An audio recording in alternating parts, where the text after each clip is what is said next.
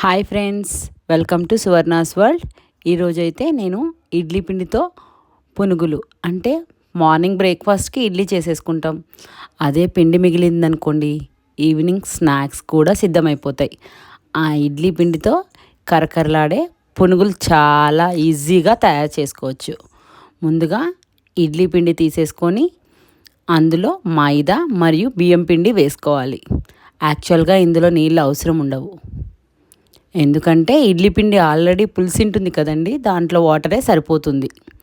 కొంచెం వంట సోడా వేసుకొని కలిపేసుకోవాలి. ఇక్కడ నేను చూపిస్తున్నాను చూడండి, ఈ కన్సిస్టెన్సీలో వచ్చే వరకు ఆ రెండు పిండిలు కొంచెం కొంచెంగా వేసుకొని కలుపుకొని ఒక అరగంట పక్కకు పెట్టేసేయాలి. తర్వాత కడాయిలో ఆయిల్ వేసేసుకొని మనం పునుగులు వేసేసుకోవడం అంతే. ఇవి సిమ్లో కానీ హై ఫ్లేమ్లో కానీ ఫ్రై చేసుకోకూడదండి, మీడియం ఫ్లేమ్లో మాత్రమే ఫ్రై చేసుకోవాలి. సిమ్లో ఫ్రై చేసుకుంటే ఆయిల్ పట్టేస్తాయి, హై ఫ్లేమ్లో ఫ్రై చేసుకుంటే లోపల ఫ్రై అవ్వదన్నమాట. ఇప్పుడు మన కరకరలాడే పునుగులు రెడీ. ఈ పునుగుల్లోకి టమాటా చట్నీ అయితే చాలా ఎక్సలెంట్గా ఉంటుందండి. ఆ రెసిపీ మన ఛానల్లోనే ఉంది, మీకు కావాలంటే డిస్క్రిప్షన్లో లింక్ ప్రొవైడ్ చేస్తాను. చాలా అంటే చాలా ఎక్సలెంట్గా ఉంటాయండి.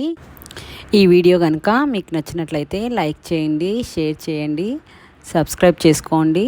మీ సువర్ణాస్ వరల్డ్.